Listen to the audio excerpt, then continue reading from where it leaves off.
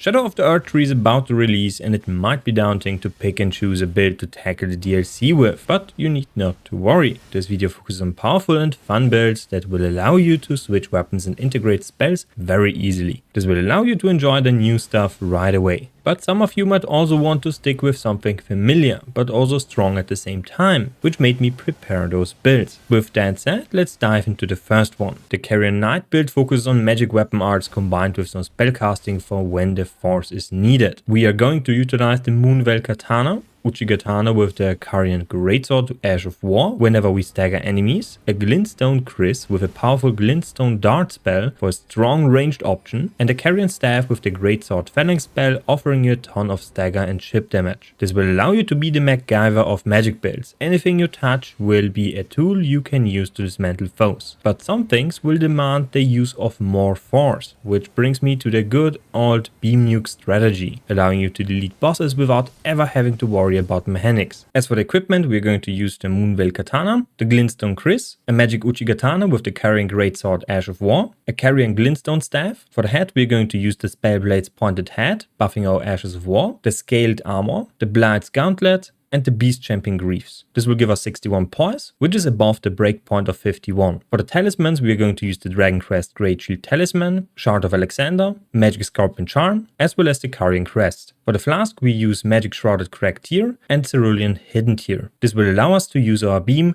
at full capacity. If you're struggling with enemies that deal magic damage, exchange the Dragon Crest for any of the magic talismans. At 150, we want 50 Vigor, 19 Mind, 30 Endurance. Because we are using a ton of different weapons, we need 30 Endurance, so we don't dibble into the fat roll territory. 12 Strength, 18 Dexterity, and 80 Intelligence. For the spells, we're going to use the Great Blade Phalanx, Loretta's Great Bow. Alternatively, you can use Loretta's Mastery, but we don't have the FP pool to really use this one, so Loretta's Great Bow is more DPS for FP cost. Then we use Terra Magica in combination with the Flask and Comet Azure, and we have Carian Slicer for very swift attacks and very high DPS with this one. The next build is based on the Dark Moon Greatsword with the Moonlight Greatsword Ash of War. This build has immense damage at range for nearly no FP cost and is generally very tanky to boot, given we are rocking a medium load and a great shield, which allows us to boost our damage through a shield weapon art. To further boost the damage, we can apply a debuff on enemies with the Rani Moon spell. This is very easily done whenever enemies are staggered for even bigger numbers. However, there is a drawback to this build. You have to buff your sword constantly to deal damage. If it runs out in the middle of your attacks, you are stuck in a very long attack animation. Otherwise, this build is exceptionally strong. As for the equipment, we are going to use the Dark Moon Greatsword, the Jellyfish Shield, the Carian Regal Scepter for spellcasting, Navy Hood for a headpiece, the Beast Champion Armor Unaltered, which is only obtainable when you kill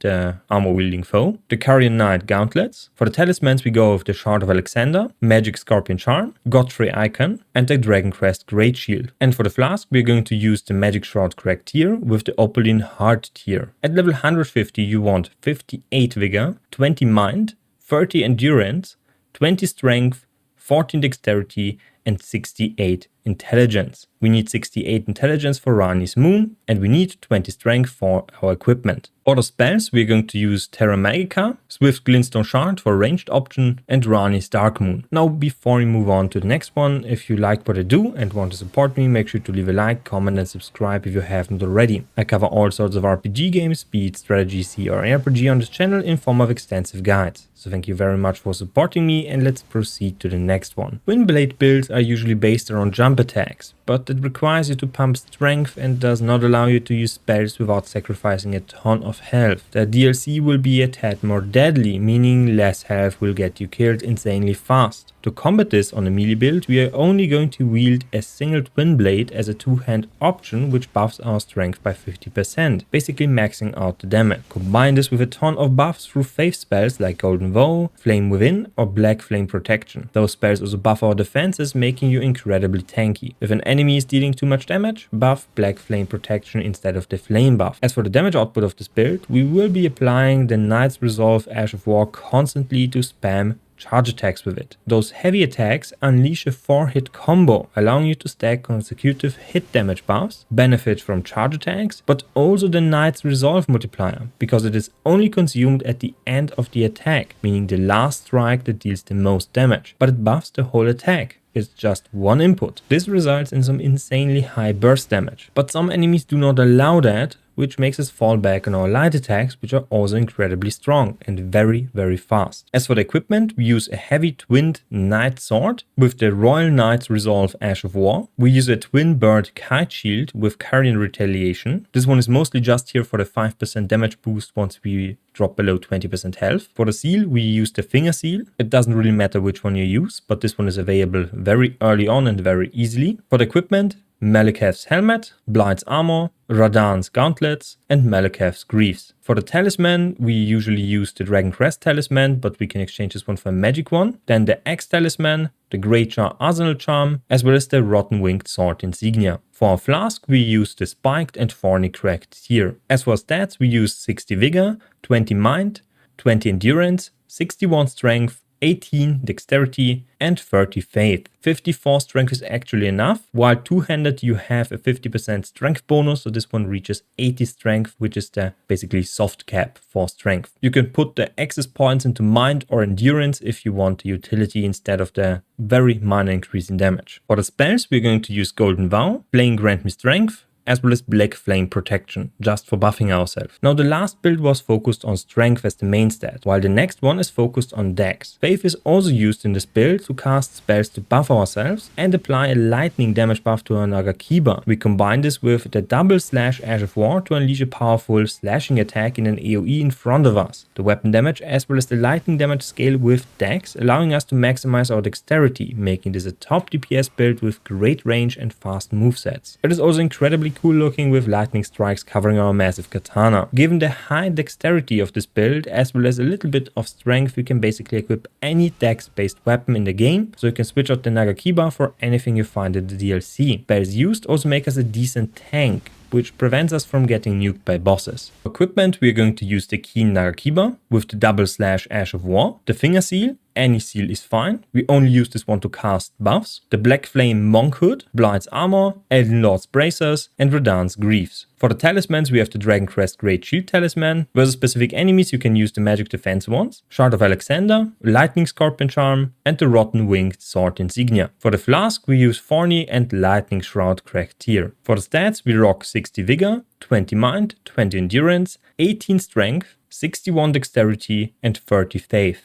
As for the spells, we use Golden Vow, Flame Grant Me Strength, Black Flame Protection, Electrify Armament for lightning damage, or versus very specific enemies, Blood Flame Blade. Next up is a quality build that omits spells in favor of having more strength and dexterity. There are multiple weapons out there that benefit from the stat spread, like the Axe of Godric, but in this one we are going to focus on the Dragon Halberd, which features a strong spinning attack that applies a blue lightning effect on our weapon. It looks insanely sick and is also incredibly strong. The moveset of this weapon is also very versatile, with great long strike attacks, charge AoE attacks, and a strong Ash of War spinning attack. There is, however, something we are lacking.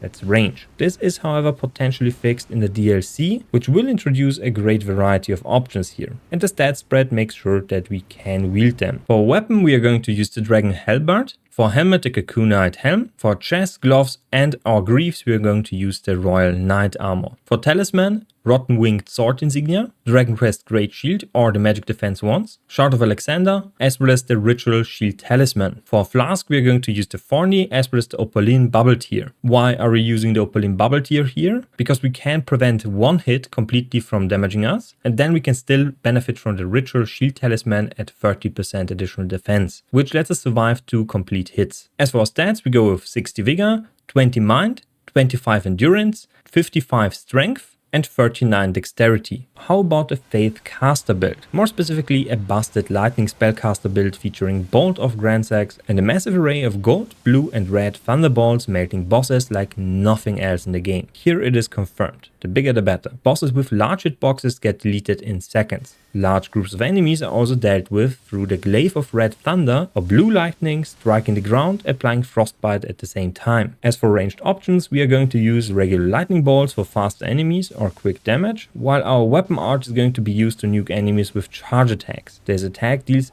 devastating damage, completely deleting enemies no matter what. An incredible build with incredible damage. As for equipment, we're going to use the Bolt of Grandsex, as well as the Gravelstone Seal, which boosts Dragon Cult incantations, which are our lightning spells. Then we use the Crimson Hood in combination with the Drake Knight Armor, Drake Knight Gauntlets, and Royal Remnants Greaves. For talismans, Godfrey Icon, Shard of Alexander, Lightning Scorpion Charm, as well as Dragon Crest Great Shield Talisman or any of the magic defense ones. For Flask, we use Lightning Shroud Cracked Tear as well as Opaline Bubble Tear, letting us survive one hit while we charge one of our attacks. Our cast times are pretty long, so this one will prevent us from getting damaged while we do that. As for stats, we go with 51 Vigor, 20 Mind, 19 Endurance, 20 Strength, 40 dexterity and 60 faith. We require 40 dexterity for our weapon and 70 dexterity is going to be the cap for the cast speed, and we are already halfway there. As for the spells, we use Lightning Spear, Ancient Dragon's Lightning Strike, Lansac's Glaive, Frozen Lightning Spear, Black Flame Protection, as well as Golden Vow. Golden Vow buffs all our damage, not just our melee damage, and we increase our defenses with both of those spells, which are great because we need to tank damage because our cast times are pretty long. The next build focuses on just raw power and not much else. You buff yourself and hit enemies with a stone club. It deals absolutely obscene amounts of damage, constantly staggering enemies. The DPS is incredible, making it possible to outdamage a ton of bosses in the game. The buffs consist of Crackblade, Golden Vow, Flame Grant Me Strength and the Flask.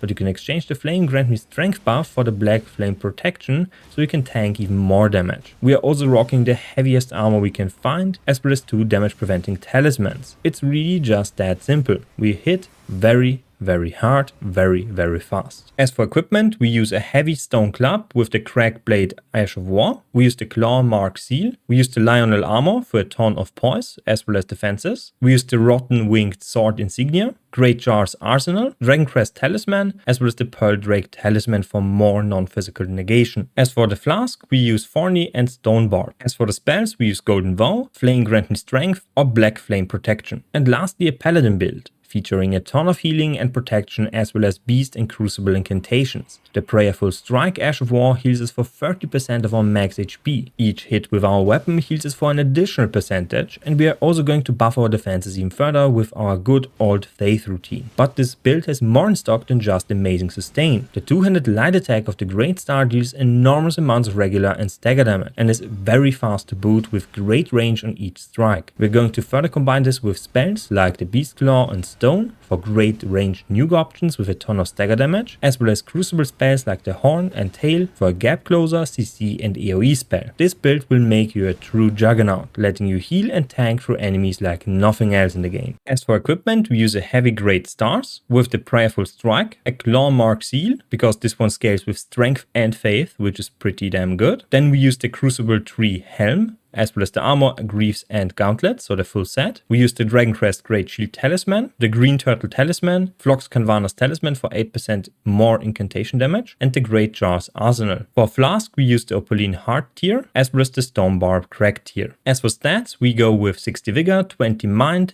20 Endurance, 55 Strength, 12 Dexterity, 13 Intelligence, and 40 Faith. We need 13 Intelligence for our weapon buff. As for the spells, we use the Stone of Grunk, Beast Claw, Aspect of the Crucible Horns, Aspect of the Crucible Tail, Golden Vow, Flame Grant Me Strength, Black Flame Protection for physical damage negation, and Order's Blade. Order's Blade needs 13 intelligence, so we cannot drop those 3 points. It also only scales with faith, so those 13 points are wasted. Now this sums up the video. If you liked what you saw, make sure to like, comment and subscribe if you haven't already. You can also support me some more by joining the channel membership, which will allow me to keep making videos. So thank you very much for watching and see you next time. Bye!